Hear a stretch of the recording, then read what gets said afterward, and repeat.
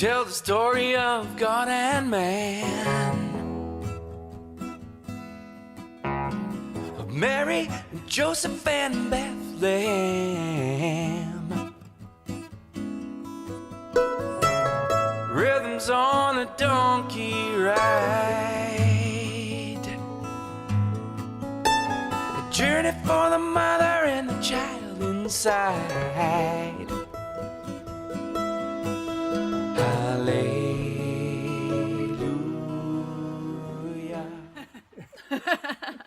There we are. There we are. All skookum. For the most part.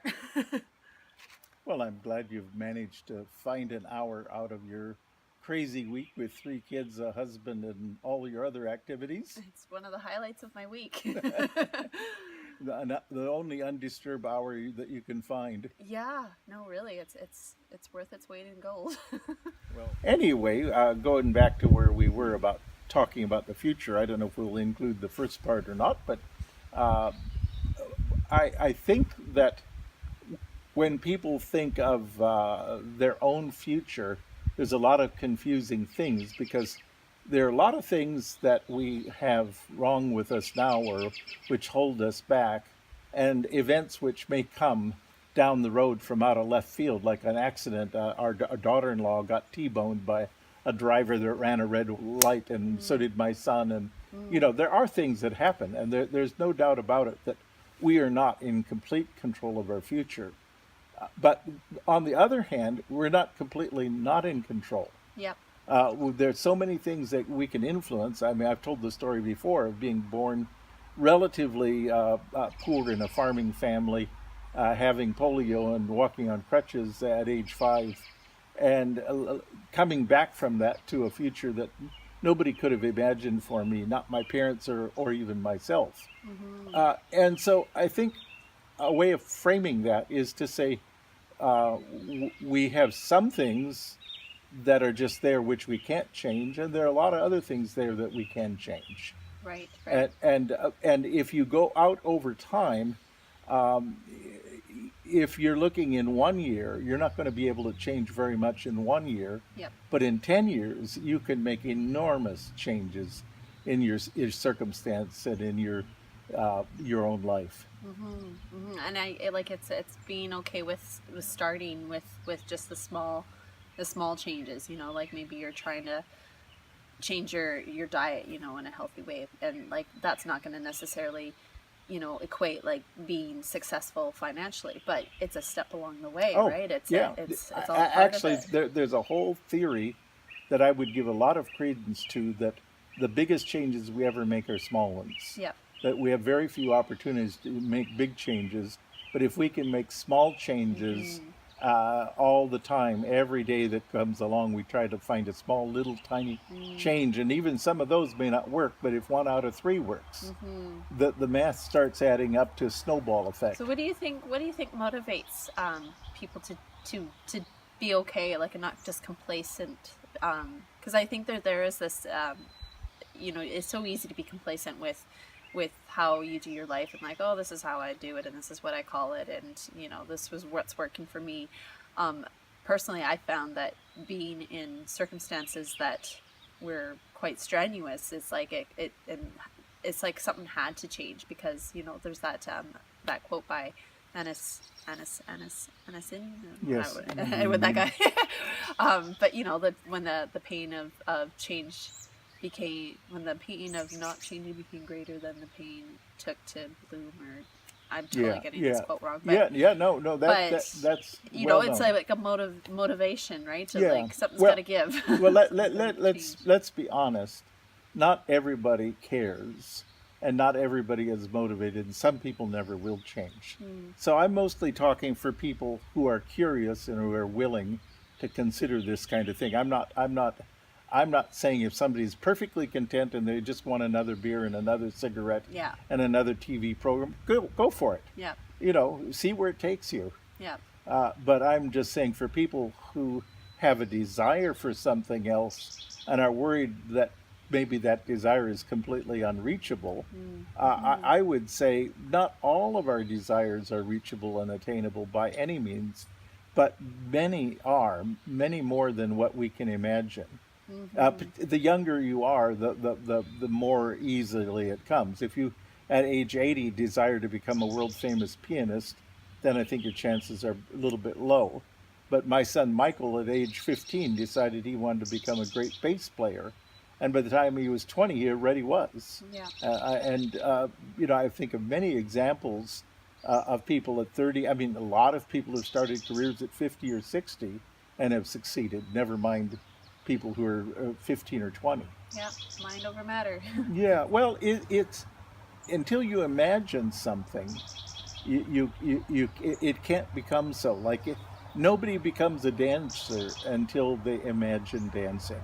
Nobody becomes a doctor until they imagine themselves becoming a doctor, and nobody becomes any other thing in life without imagining it and desiring it and moving in that direction. I think that takes also a huge amount of connectiveness with yourself, because I think if you're just kind of going through the motions of like, say being a doctor, I'll go to school and I'll go to my classes and do my assignments and in whatever all is involved in that.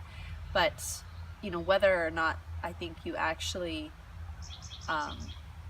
thrive in that role, is the real change between being, I've got the credentials, I got the paper that says I'm a doctor, and being a doctor that you're really fulfilled in what you're doing as a doctor, and you're maybe even branching into another field of medicine that you might not have otherwise if you had just been like, I got the paper, so I'm a doctor, and that's all I need. No, there are any number of levels of success. But going back to the thing that you mentioned earlier, I shouldn't have gone past it so quickly. I mean, what you said and what I experience is everybody in this world is almost always either working on their health or aware that they aren't working on their health. And I find that even if you're making small changes for the better, and there's some things that come along, like I had a serious infection a month ago that took me out for a little while, but I'm now recovered. But that sometimes we don't win every battle in health. I've tried to lose weight a lot of times, and finally I've realized that looking at my next two older brothers who have exactly the same proportions that I do, that I'm probably not going to become a very slender, tall, whatever. But what I can do is be very healthy. I can learn to sleep well. I can learn how to keep my body limber and to have energy and to have stamina, even despite the shape that I am. Right. Yeah, accepting what is the reality for you, right? And embracing it too, not being I'm not saying I couldn't if I needed to. I could probably starve myself, go into a cell. Does that help? But I'm just saying, I kind of realize that I have an inherited body trait, and I don't know all the science on this, but I do know that most of the people who have lost huge amounts of weight quickly, they almost all go back to that weight. Yeah. And many of them go higher then. Yeah. No, it's about lifestyle, like you say. Yeah. So focus on a healthy lifestyle and being, and that's what I'm working on is being, healthy in what I'm consuming, but also in just how I, my level of activity and being able to strengthen my body and build up my stamina. Yeah. And that's the goal for me, Yeah. Well, I mean, you can see in the background, I have a large garden with many, many healthy things. And Kathy, my wife, thinks that a large part of our health in our 70s, which is where we are now, is due to the fact that we eat really, really good, fresh things from the earth that are organic. I mean, we don't eat all that. We eat many other things, but we try not to eat that much processed food and things with sugar and salt and all sorts of terrible things in them. So by being healthy, I mean, I think I'm beating the odds for somebody who's had major health challenges since age 5 and nearly died when I was 63 in 2011. Yep. So anyway, the battles are constant, and I think that's the thing I would say is that if you could imagine walking up a gradual hill but always having to walk upward. That's my one mental metaphor that I would give for facing the future the right way.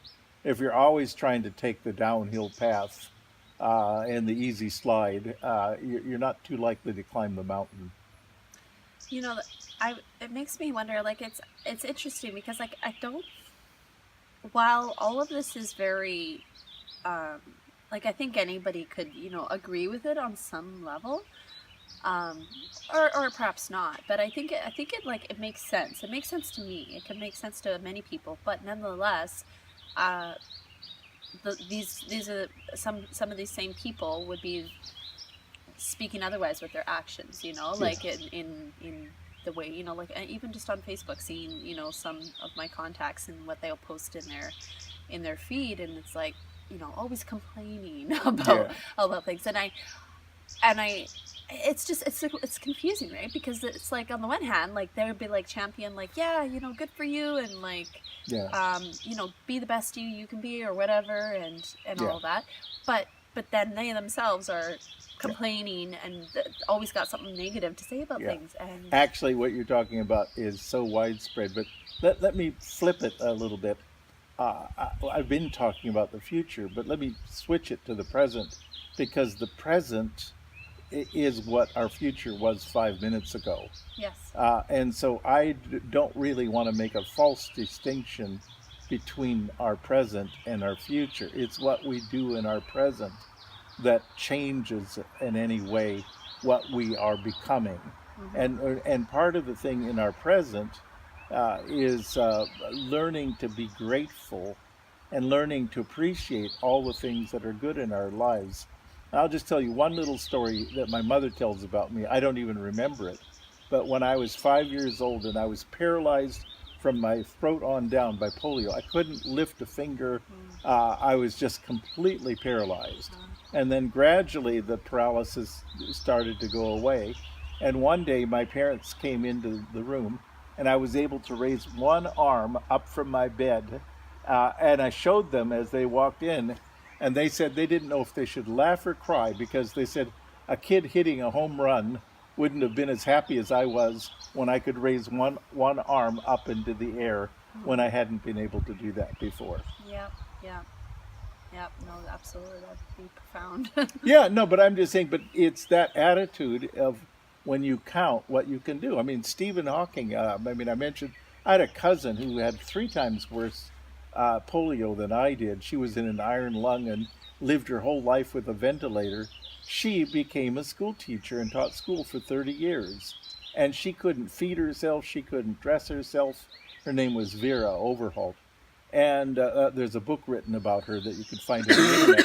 But I mean, what I've overcome compared to some people out there who've been, way worse off than me, Mm. and they've still, well, the what's the famous lady Helen Keller who was blind and deaf at the same time, and yet she managed to teach herself to read Yeah. and wrote and became a marvelous person, just totally amazing. Yep. Yep. Well, I think it's like being willing to also be really brutally honest with ourselves about whatever we're whatever our practices are that are limiting us, that are holding us back from really exceeding in our lives, because that involves a huge amount, I think, of humility, right? and Yeah, and also being able to, like, in honesty. And what you just said earlier, I didn't jump in there, but how many times have I seen somebody say, "Well, I'm going to lose this much weight, and I'm going to do it in 3 months. I'm going to start saving money, and I'm going to save that much in 3 months, or I'm going to go run every day," and they do it for 3 days. What we say we're going to do and what we actually do, there's a huge disconnect. yeah.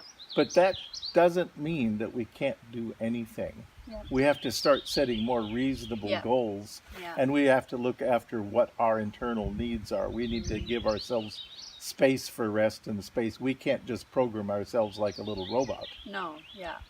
Yeah.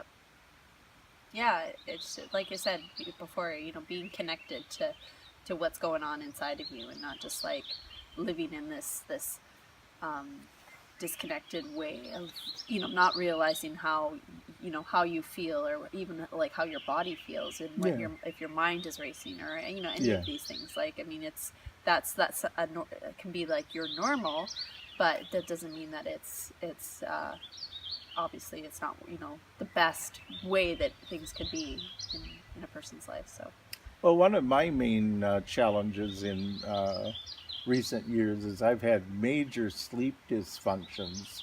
And over the last 15 years, I've managed to come up with a set of routines and things that gets me a reasonable night's sleep. Now, you may say, whoa, well, that's not extraordinary. Half the world sleeps fine without doing anything. But for me, it was my it's big. Yeah. biggest health challenge. Yeah. And I just found a whole bunch of things when I add them all up together Yeah.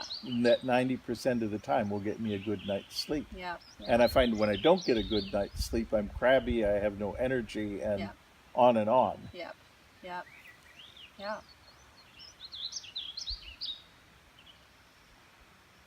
Anyway, so what would you like to do in the future?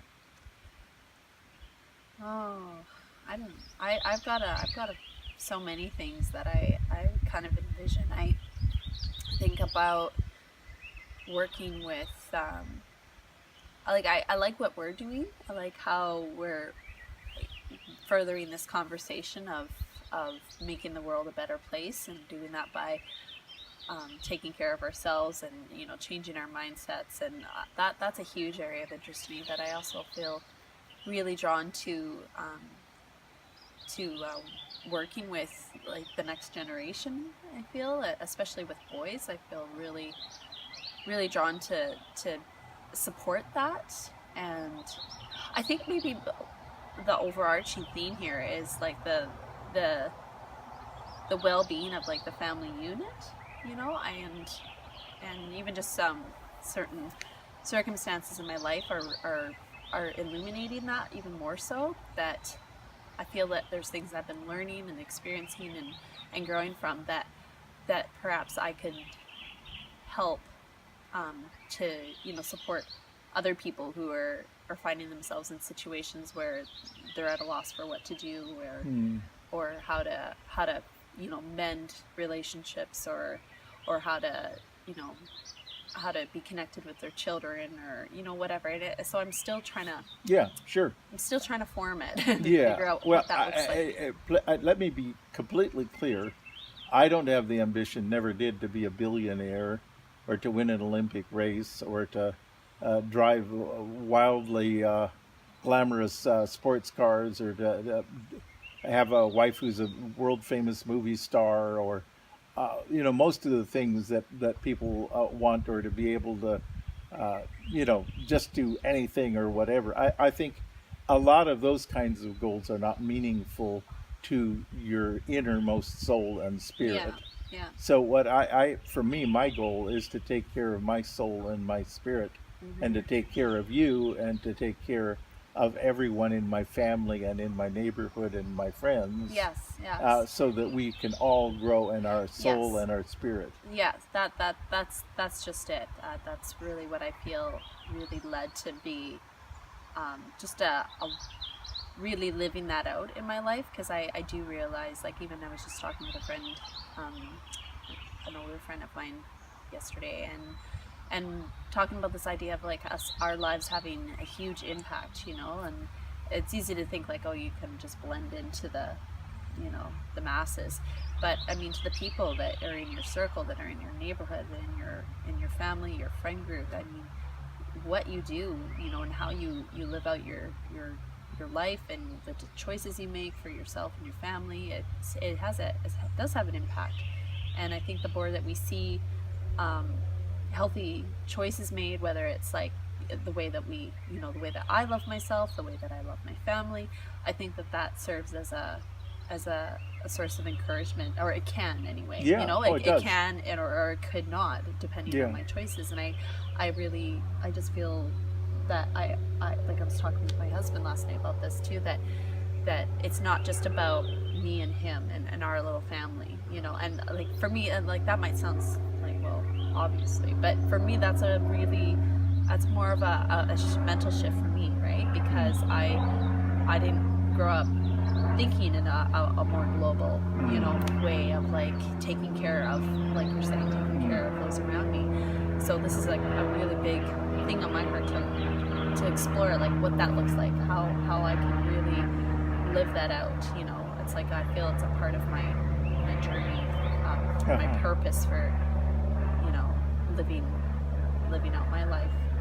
Well, yeah, I mean, what you're saying and what my belief is, for what it's worth, is that the whole world over thousands of years has been gradually changing, and that main society has been thinking more and more in this direction. And I think we are actually becoming a new human race over time. Hmm. And that's actually our destiny. And just to put some very simple statistics and things.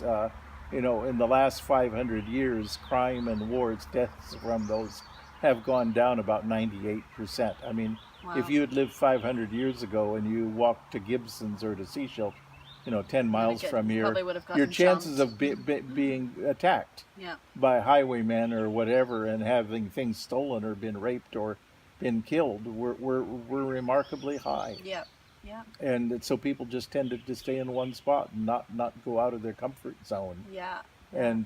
And it was often the authorities that would do that. You went into the next lord's place, he'd just see you and say, well, you're available, so I'll do whatever to you that I want to. I Mm. mean, just the consciousness that has gradually evolved. And I find this almost everywhere that I travel. And some of the travel shows that I watched, I remember a young woman journalist who did the Silk Road from, I'm going to say,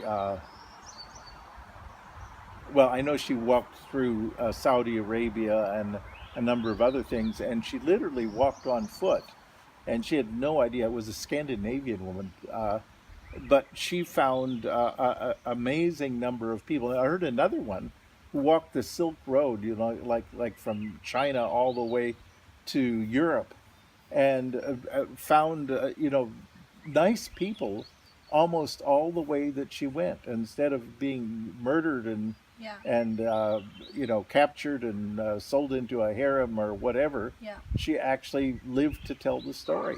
Yeah. And I think that wasn't always the case. Yep. And I'm not saying it's the case today, but our daughter, when she was 19 or 20, went from Vancouver, went to Taiwan, and then went all the way across China on her own, went out to places that nobody had been before.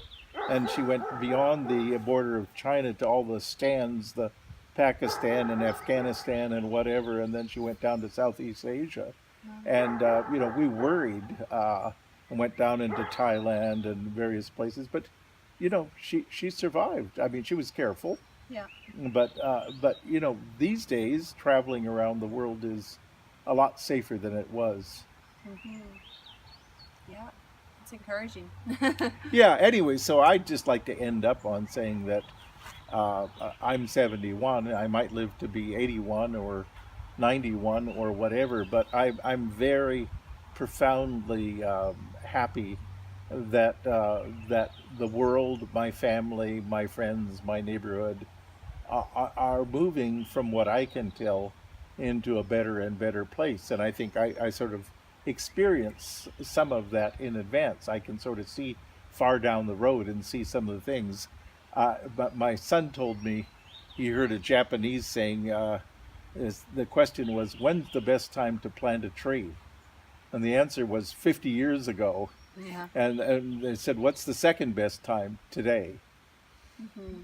And as you know, in this place, these couple of acres, I've planted over 100 trees, or had them planted, and I'm still planting plants. I've probably planted, in terms of little plants and vegetables and things, I'd say at least 400 or 500 plants this year, just in the last 2 or 3 months. Wow. And I just love it. And some of them are things that will grow.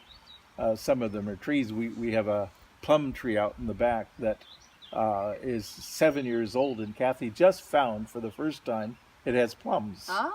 We've Nice. been waiting and thinking this is a dud. It's Yeah. never going to have plums, Yeah. but this year for the first time it has plums. Oh, that's exciting. Yeah.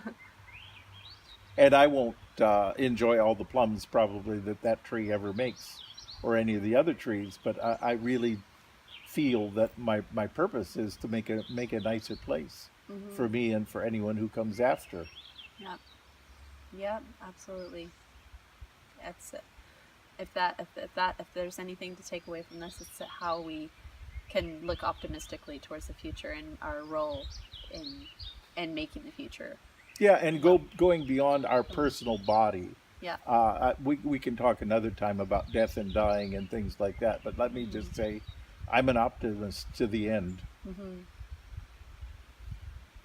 Happy future. Happy future. And to you too. Thanks for joining. Bye bye.